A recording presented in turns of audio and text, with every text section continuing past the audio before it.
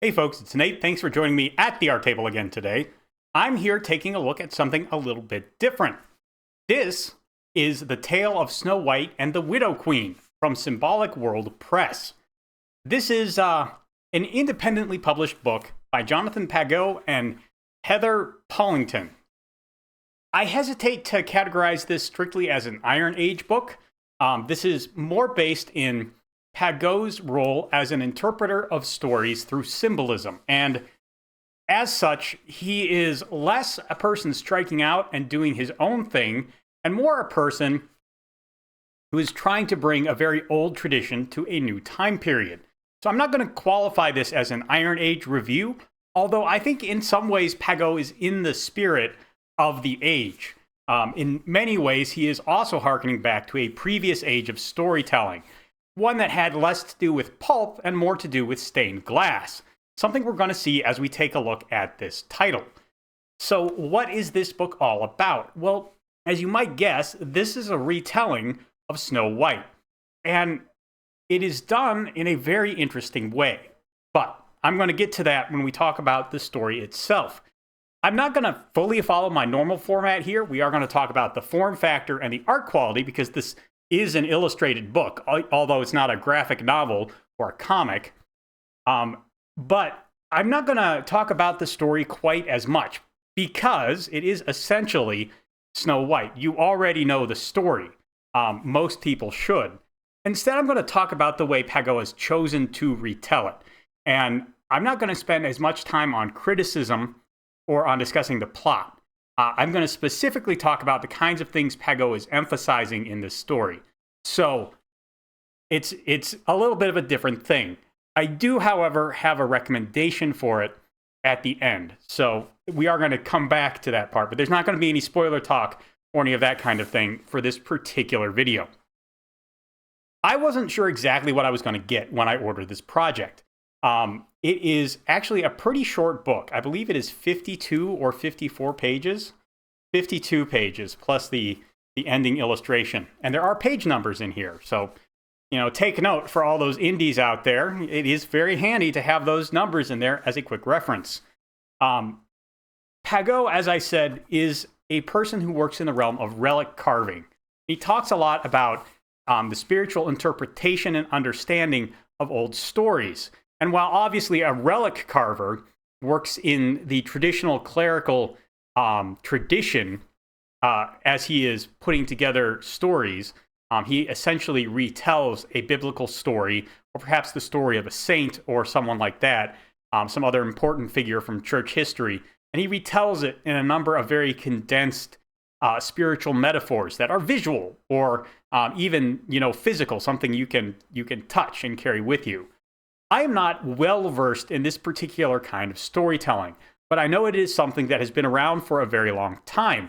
And indeed, this used to be the best way to pass down stories to the general public, because when people weren't literate, having something you could look at that had strong symbolic meaning, condensing and boiling down specific parts of the story was the best way to pass on a story.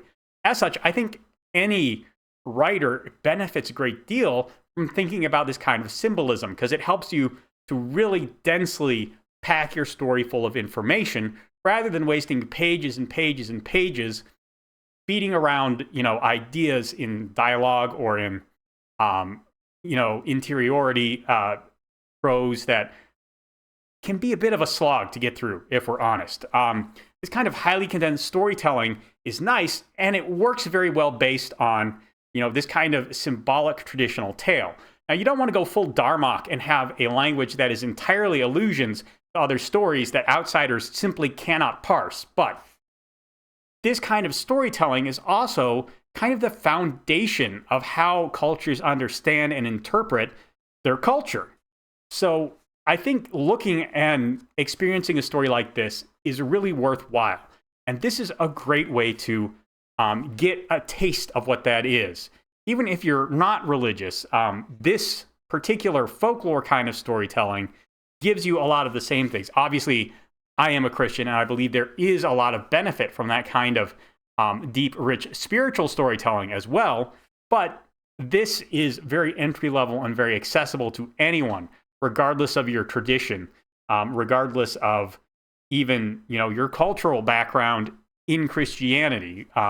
Because I believe Pago is an Orthodox icon carver, but and I assume there are differences between how he would approach icons and how, say, a Roman Catholic icon maker might. But again, I'm not an expert on that topic, so I'll just leave that there. Physically, this is a beautiful book. This is a really nice hardcover. It has a almost cloth feeling binding. I don't know how well it shows. Let's see if we can get a little bit of light on it. But there is a gold foil stamp on this cover. It's really beautiful. This illustration by Heather Pollington is right away tells you what you're looking at. We have the flowers here. Then we have the raven. It is all laid out in this very symmetrical knot-like pattern, which I'm sure has some kind of symbolic meaning behind it, although I'm not sure what that would be. It's very, very nice. And the pages are of equal quality. It's not a very long book. Again, 52 pages, and the text is about half of a page, and every other page, give or take, is an illustration.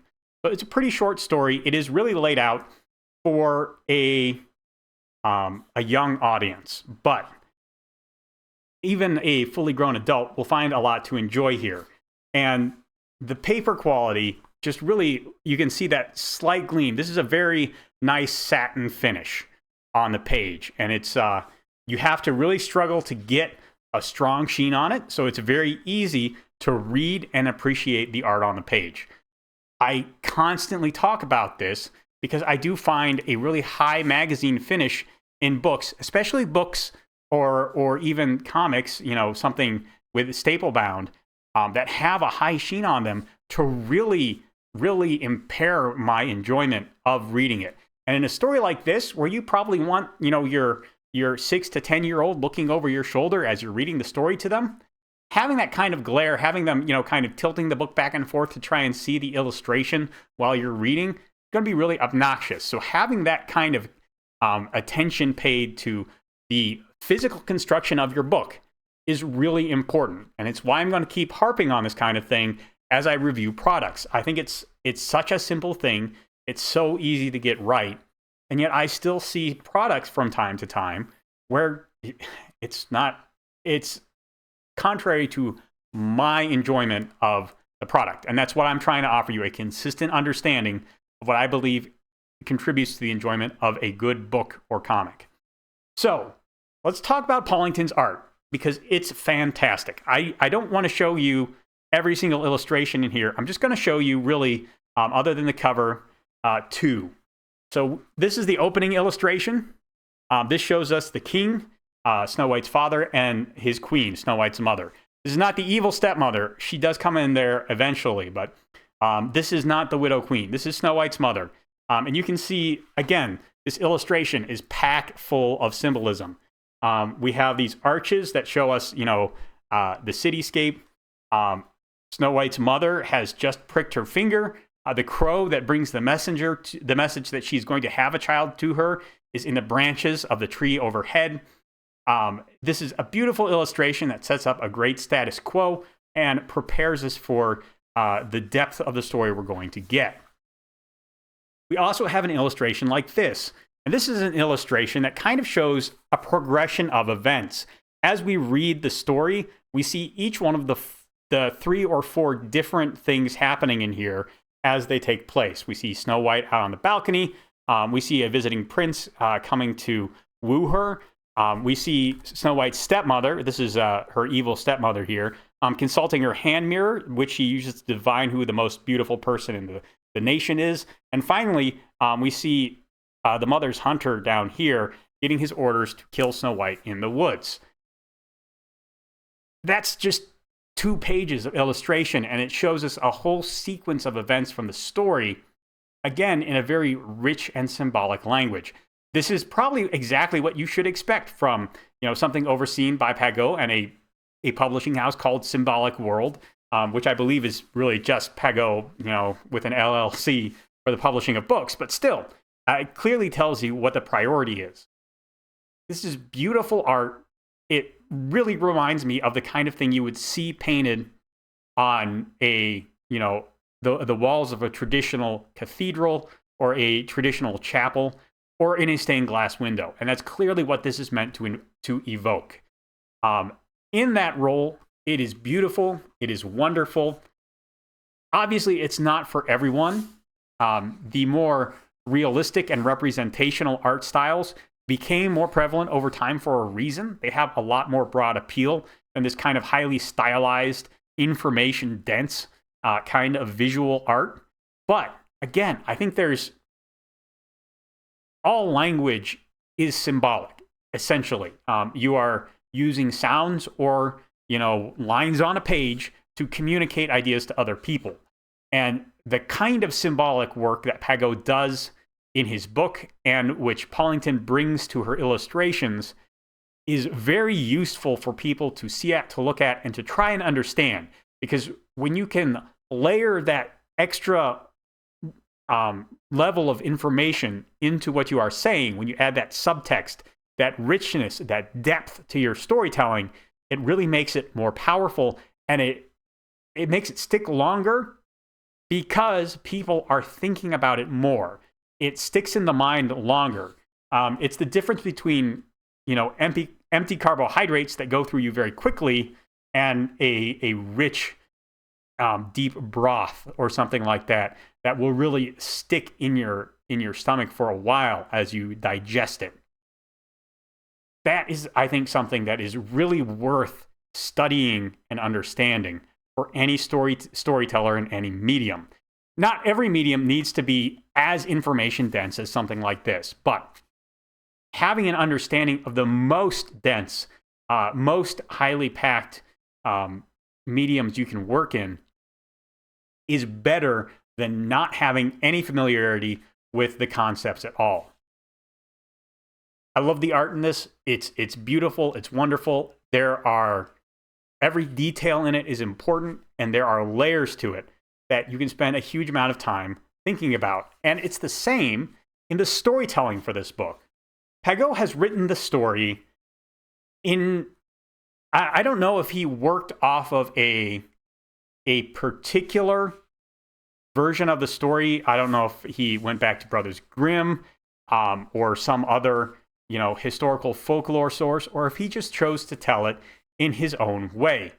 I believe I saw him state in the Kickstarter for this that he wanted to do a number of folk tales like this and have them all grow one from the other a bit. Not so much, everyone will immediately knee-jerk go to the MCU comparison, but this feels a little more like 1001 Arabian Nights, where all the stories just sort of spin in and out of each other as a single storyteller turns the yarn for us and just keeps things going one after the other. There is an element of that in here, and I like the way it's done because it feels very delicate and simply done. But that's not really what I want to talk about. I want to talk more about the approach to providing hints to us. We learned that, there's so much in here. It's difficult to talk about. I'm going to use 3 examples, I think. The first is having a crow bring the message that Snow White's mother is going to have a child. And there's a bit of a, almost Holy Mother vibe to that. She gets a messenger. Crows have been messengers of gods in certain folklores, certain traditions. They can also be ill omens, of course, and Snow White's mother dies in childbirth. So the crow is also important in that way. The crow provides the inspiration for the color of Snow White's hair. I don't know if inspiration is the right word to use there, but that is what it is. The crow is... It does a lot of work there, and it gives us a tone and tenor of the story right away. There is this black-winged messenger, kind of a sinister figure delivering joyous news, and there's going to be kind of layers of sinister appearance contrasted with something joyous or vice versa all through this story. The second thing that jumped out at me is that Snow White's mother is from a nation of famous hunters. And that's not her mother, her stepmother, excuse me. Her stepmother is from a nation of famous hunters. And she seduces or hunts down Snow White's father and ensorcels him. So right away, we have a predatory sense for the stepmother, which I've never gotten in any other version of the story I've read. She was just a woman who turned out to be evil and knows some magic. That was very interesting to me as well. And again, there's a layer of symbolism there. She's not just a queen who employs a hunter to do a dirty job for her, to take Snow White into the woods and kill her, but instead, she is at the baseline, a predatory creature. That was very interesting to me as well. The last thing is there is a lot of numerical symbolism in here. Of course, the 7 dwarves are a traditional part of the story, although as such, they don't seem to really have a symbolic function in the number of them. 7 would normally be the number of completion, and we don't really see, or divinity, and they don't really represent either notion there. What is interesting is that the battle between the stepmother and Snow White, if you can call it that, this contest of feminine virtue, of beauty and feminine behavior, plays out in 3 stages. So 3 being, a very important number in storytelling. 3 is usually the number of trials people have to face, which is why I consider this to be a contest in this version of the story, where it isn't many places where you see the story. So the Widow Queen, Snow White's stepmother, makes 3 attempts to deal with Snow White. The first 2 are foiled because she does not expend enough power against Snow White, and the dwarves are able to undo her curses and nurse Snow White back to health. The third curse, of course, is the one that locks Snow White in a charmed sleep. And the dwarves aren't able to undo that. So this makes it look more like a series of escalating attacks, this conflict between the 2. And what's really interesting is the conflict between the 2, as it goes on, the feminine nature of the stepmother is decreased. First, she cuts her painted nails on her hair. And then she sacrifices some blood and she becomes haggard. And finally, or no, she, what was the second one? Okay. I read this yesterday and now I've forgotten what the second one was.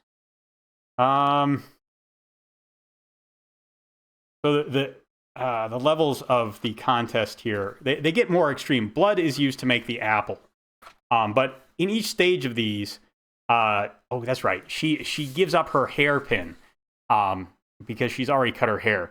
In each stage of this contest, the queen loses some of her feminine nature, whereas we see Snow White growing in her feminine nature. She becomes more and more of a help to the dwarves whose house she lives in. She encourages them to reform their conduct.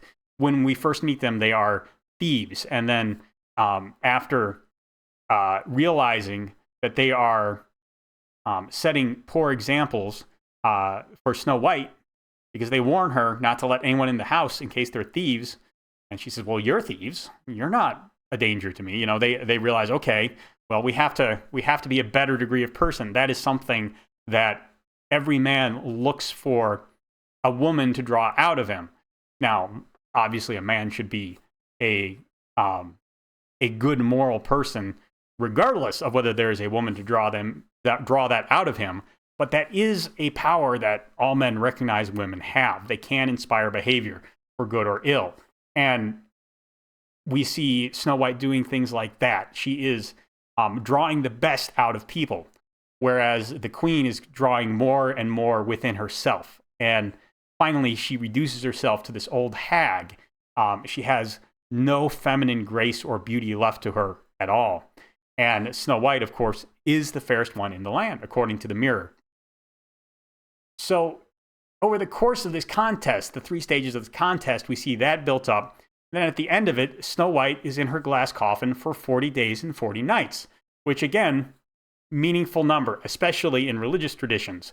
40 years in the wilderness, 40 days and nights of rain when the earth is flooded, and so forth. There are plenty of examples where this period of 40 is a refining period, a time to purify and cleanse something. And then Snow White is brought back to life. There's this kind of, and it may sound like I'm reading a lot into this, but each and every paragraph in Snow White and the Widow Queen has at least one symbol like that serves multiple purposes. That's what's really impressive about this kind of storytelling. It really packs in the ideas and the information using this symbolic language as a way to communicate these ideas to us. It's really beautiful. It's really impressive. And if you are interested in any way in fantasy or folklore or just a study of symbolism, I highly recommend giving Snow White and the Widow Queen a look. Also, if you have kids and you want to give them a new form to hear this old fairy tale, and a form that really emphasizes the moral lessons of it in a way that is accessible to a modern 21st century audience, as opposed to the audiences that perhaps the Brothers Grimm were writing to, this is a book that is well worth your time. I highly, highly recommend it to anyone in those categories I've mentioned. If you're not in one of those categories I mentioned, you're a small, sad individual, and you probably won't get much out of this anyway. But everyone else is probably going to like it. Probably going to at least like it, maybe love it. I love this book, but I know that I am very, very nerdy in the way I look at storytelling. So that is what it may be. Let me know if you've read this, what you think of it down in the comments below. Let me know if you're looking for good modern takes on classic fairy tales. While you're down there, there's a like button and a subscribe button down there. You can use those as you see fit, and I'll talk to you later.